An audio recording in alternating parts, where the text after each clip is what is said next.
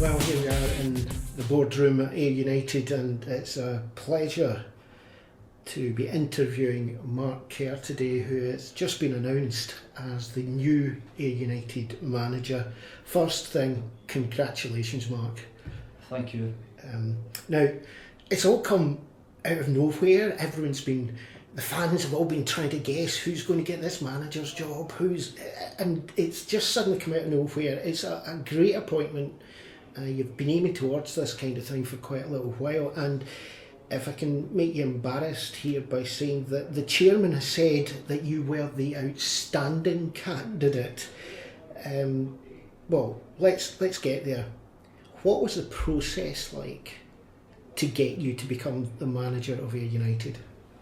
Obviously, I spoke to Mark on Saturday night, and he phoned me after the game and said that he had a big decision to make. He wasn't sure what he was going to do, and then he obviously confirmed that was the case. He was leaving, so it started then that I said I wanted to go for the job, and it was an opportunity I thought was right for me. I've had a couple of chances to leave the club during my period to other clubs as assistant manager and as a coach. But I've loved my time at Ayr United, so it started there, and I was clear that I wanted to go for the job.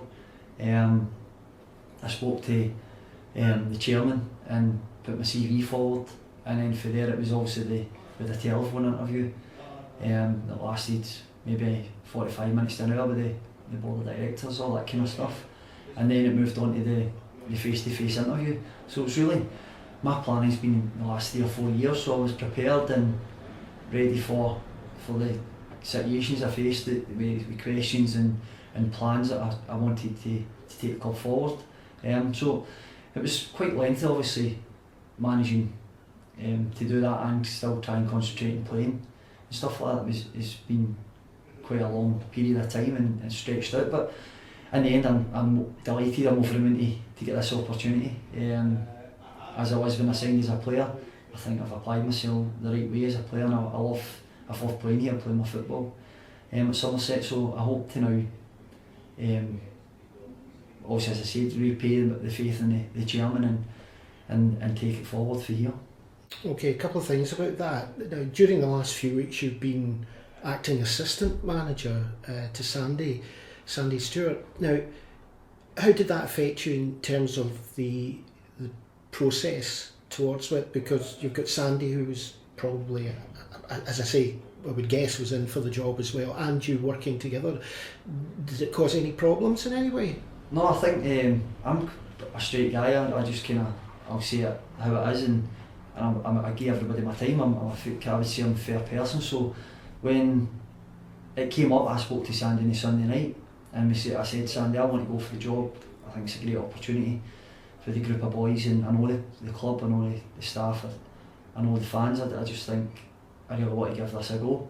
And Sandy said on a Monday he wanted to give it a go as well, that he had a wee buzz to maybe get into management, even though he'd only kind of been the assistant. He didn't ever really go for the manager's job in the last maybe 15 years, but he felt he wanted to. So the two of us were clear that was the case. When Sandy said that, I said, well, I'll back you 100%, because I'm still a player.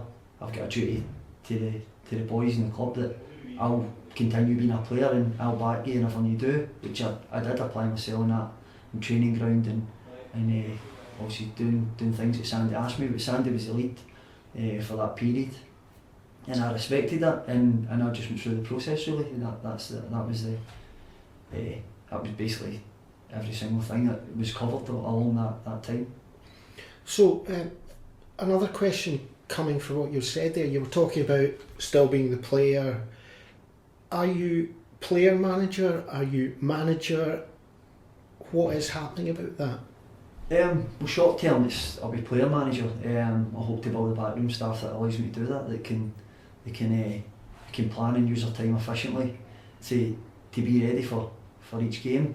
But I think with the window's been closed for transfers and obviously the size of the squad, then it's better to be in that mindset that I'm still going to be part of the squad on match days, and obviously in certain days training as well. But I'll keep myself ready to play. I mean, if you do all the other stuff in the background properly, the Saturday's great for me. Anyway, it's a game. I put pressure on myself every single game that it was. So I feel that I'm a kind of leader on the park anyway, and I managed for the old Gaffer, Ian McCall, I kind of managed on the park, and certain situations would arise and we would sort it there, and I was a big part of that. So I've always kind of carried that pressure as the lead kind of player, although I didn't ever take the captaincy here or anything like that. It was pretty clear that was a big role for me.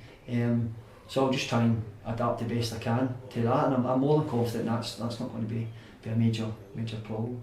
Everyone talks about that moment when you step from the dressing room into the manager's office. Do you see that as a problem, or have you been preparing for that already? I think the older you get, the more mature you get, so you kind of naturally come away from being the player and the kind of, obviously, the banter that goes on in the dressing room, and I'm still part of that, I still enjoy that, but this group of boys and the management style of like Ian McCall before was everybody was in it together and that kind of thing. I mean, there will be things I need to do now and decisions I need to make that I think I've got that respect that I give the boys, and I've kind of built that up with them, that there is a respect there, there's a line, and there is always kind of standards that I kind of try to put in myself, you know, what I set them, and I kind of, as a manager, I'll kind of not demand them, but I'll earn the right, I think, to go and implement these sort of things.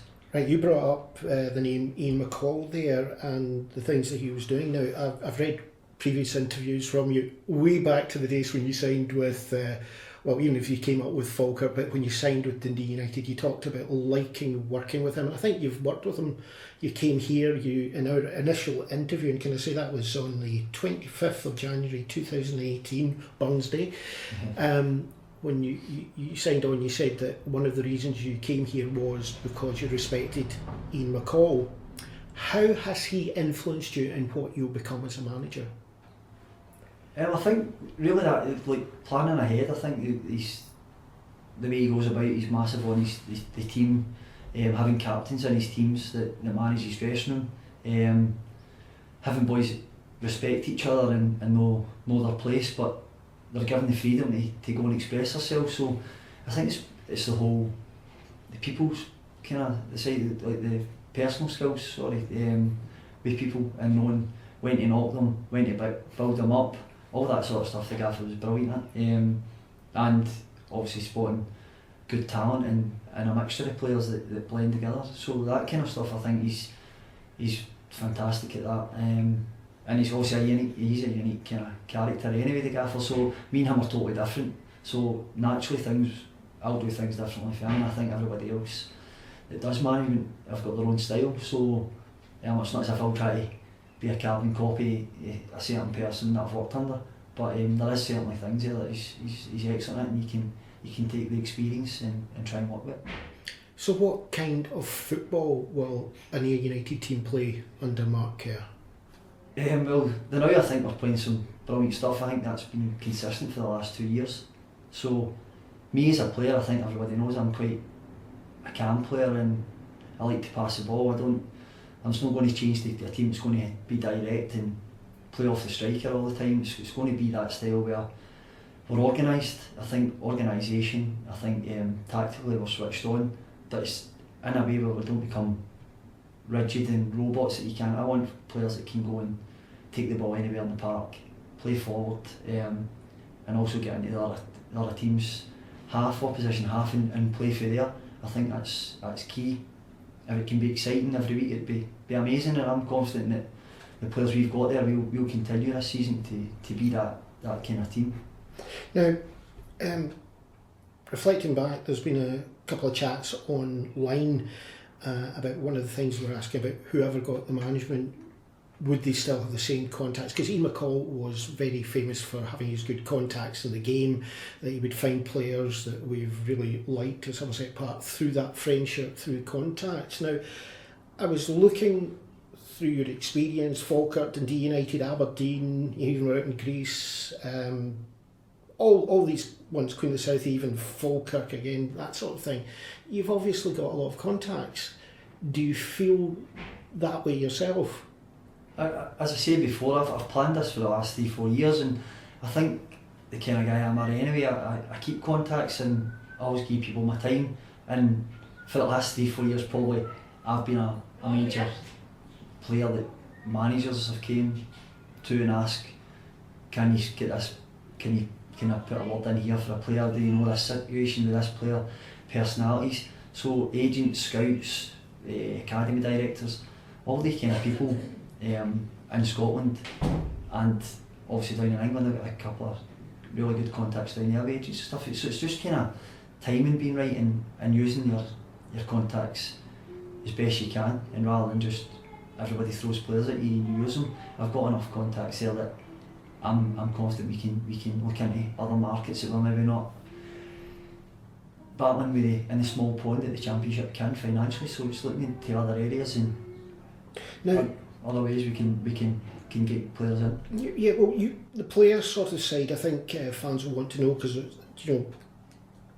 maybe this is too early for you, but I'm sure you've been thinking about it. Is what about the players we've got just now? Have you been planning what do you think of doing with the players? Because some of them, the contracts will run out soon. There's some that you'll need to talk to. Whatever. What are your plans in that direction? And I think obviously that's something to look at. Being a player here, it's always kind of ran to the wire. Obviously the contracts kind of get done, the season would finish. Maybe last year I think Murdy signed early. I probably think maybe one other signed early, but mostly the time it does go kind of to the end of the season. And I think the way we play, the type of football we play, and the kind of boys we've got, the form we're in, I think it's something you need to look at to try and get the boys to commit a wee bit longer. And it also looks after the club, it looks after the fans, that they know that we've got these players tied up for next year, and we hope it's a place where people want to stay and enjoy their football. So there is definitely, you've got to look further down the line there and try and get boys with longer contracts, and still motivate them that they, when they're on their longer contracts, they're still performing to the best of their ability. So I'm going to give you a couple of minutes, as long as you want here, for a message to Ayr United fans about what you want to achieve here and your aims. Well, as a young coach and a young manager now, I want to have a style of football that we've had for the last couple of years. If I can take the club forward, we're doing certain things in the background, then I'll be working my hardest to do that. I'll try and build a backroom team that allows us to have the success that we've had at the club since I've been here, and I'll apply myself the way I have as a player. And I've really enjoyed working under them. I think I've been great fans. I've had some brilliant days, some great away days, some amazing days here. And at my age, it's been amazing to be part of that. So, I want to be successful, and I want everybody at the club and especially the fans to have something to enjoy. And hopefully the way I've played, and I think most fans, obviously you get different opinions, but most fans have enjoyed my performances and the way I've played at the club. So I hope that I can be a really positive influence on them and on all the boys, and we continue the way we have done. So Friday's coming up. You've got a game. It's not. They haven't given you much time to settle in, and you've got a game coming up on Friday. What's your approach? Yeah, well, obviously it's Dundee who are one of probably the favourites to win the league, I would say. But my approach will be, obviously starting last night, you're trying to plan to obviously win the game. So you've got to do things in the background that's got to give us the edge. So you're doing that. Obviously I'll work with the boys tomorrow at training.